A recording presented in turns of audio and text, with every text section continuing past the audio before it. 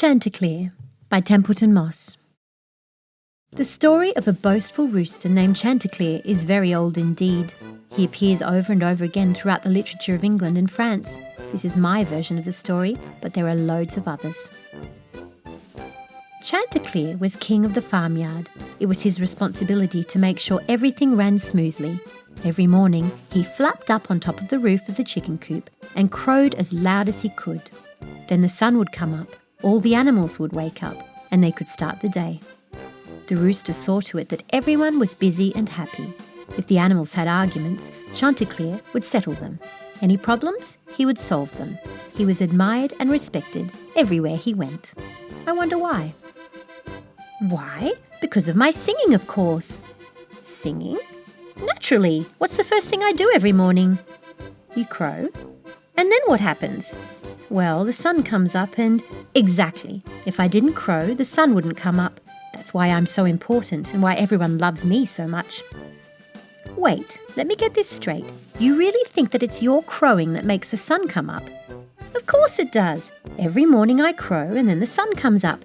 That's called cause and effect, you know. I'm not sure you've got that entirely. Sorry, but I can't stand around here talking all the time. I've got work to do. Well, whatever the reason, all the animals on the farm looked up to Chanticleer. From his closest advisor, the old hound dog Patou, to his girlfriend Pint, the prettiest hen in the coop. Just outside the farm was a forest. Some of the animals who lived there loved to rise with the sun, just like the animals on Chanticleer's farm. But there were also quite a few who despised the sun. They called themselves the Society for Nocturnal Animals, the SFNA for short, and they met in a cave not far from Chanticleer's farm, where they discussed their greatest enemy. The sun is no friend to those of us who hunt at night, declared the owl, 3-term president of the SFNA, though not consecutive terms. It's a long story. It hurts our eyes, said the mole. It ruins our fun, said the bat. Yes, yes, said the owl. We all hate the sun, but what can we do about it? I'll tell you. The various members of the SFNA looked up to see who had said this. Another animal had just entered the cave, an animal with red fur and a pointed nose and tail. Fox is the name, said the fox.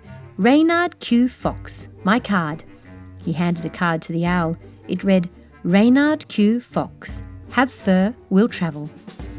Now, Reynard continued, it seems to me that your problem has a very easy solution. You don't like the sun?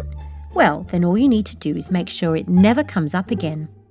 The other animals began talking all at once. But how? Can it be done? Where did you get that card printed? My friends, said Reynard, please be calm. You ask if the sun can be kept from rising? I tell you it can. You ask me how? I can tell you in one word. Chanticleer. Chanticleer? Replied the owl. The rooster from that farm across the way? The very same. Have you ever noticed that each morning, just before the sun rises, Chanticleer crows? Why, yes, said the mole. Whenever we hear that crow, we know it's time to go back underground. Right, because Chanticleer's crow makes the sun rise. Post hoc ergo propter hoc. The animals were confused, but that's understandable, as very few woodland creatures are familiar with Latin. The point, said Reynard, is that all you have to do is get rid of Chanticleer, and you need never fear the heat of the sun again. And as it happens, I have a cunning plan to do just that. Reynard explained his plan to the SFNA. They voted on it, and the motion was approved by a near-unanimous vote. There was one abstention. It was very nearly dawn.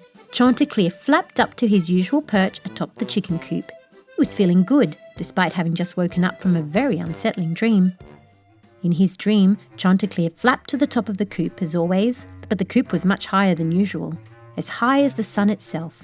And Chanticleer was flying, really flying, in order to get to the top before the sun did.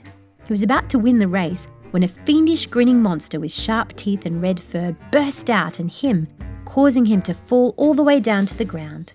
He woke up just before he landed. It was a scary dream, but Chanticleer saw no reason to be afraid, not now that he was awake. Scary dreams can't hurt you after you wake up.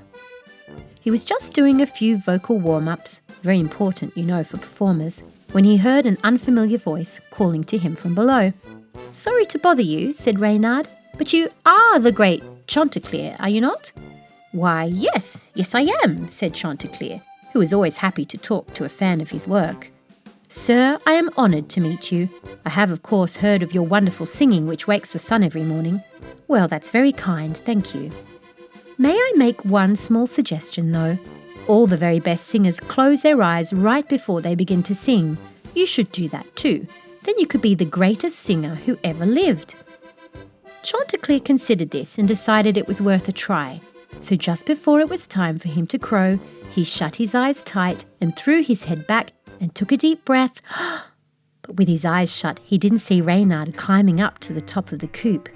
Before Chanticleer could utter a single crow or even a terrified caw, Reynard had the rooster in his jaws and was carrying him down to the ground in his mouth. "This is it," thought Chanticleer. "The dream is coming true." Fortunately, Patou the dog had heard the commotion and gave chase. He may have been an old hound dog, but he could still run when he had to, and it wasn't long before he had caught up to Reynard. The fox, however, was not interested in fighting the dog. He let go of Chanticleer and sped away into the woods, having decided that it would be wiser to live to fight another day. Well, the good news is that Chanticleer was unharmed, a little dazed, but otherwise fine. The bad news is that what with almost being killed by a fox and everything, he hadn't gotten around to crowing. But the sun was still coming up. "Chanticleer?" asked Patou. "Are you all right?" The rooster was anything but all right. He was staring at the sun as it rose above the horizon. It was coming up, just as it had done every single morning, but this time it had done so without him. "So it wasn't my crowing that made it rise? I did try to tell you back at the beginning of the story, but you weren't really listening." "I see." Chanticleer and Patou walked back to the farmyard in silence. By the time they arrived, all the other animals had arisen, having been woken not by a rooster's crow, but by the angry barking of an old hound dog. They all gathered around to make sure Chanticleer wasn't hurt. "I always thought," said the rooster to his fellow animals, "that it was my crowing that made the sun come up. Now I see I was just kidding myself all along. You must think I'm the biggest fool in the world. I'll leave the farm and live in the woods from now on. You'll all be better off without me." Patou looked at him. "Chanticleer, that's the dumbest thing you ever said." "What? You do so much more for us than crowing in the morning. You make sure everything runs smoothly. You see to it that everyone is busy and happy. If we have arguments, you settle them. Any problems, you solve them. And we love you," said Pint, putting her wings around her beloved, "not because of what you do, but because of who you are." So Chanticleer decided to stay on the farm. He still crowed every morning to wake up the farm, but he no longer believed that it was he who caused the sun to rise. "You're never going to let me live that one down, are you?" "Sorry." The end.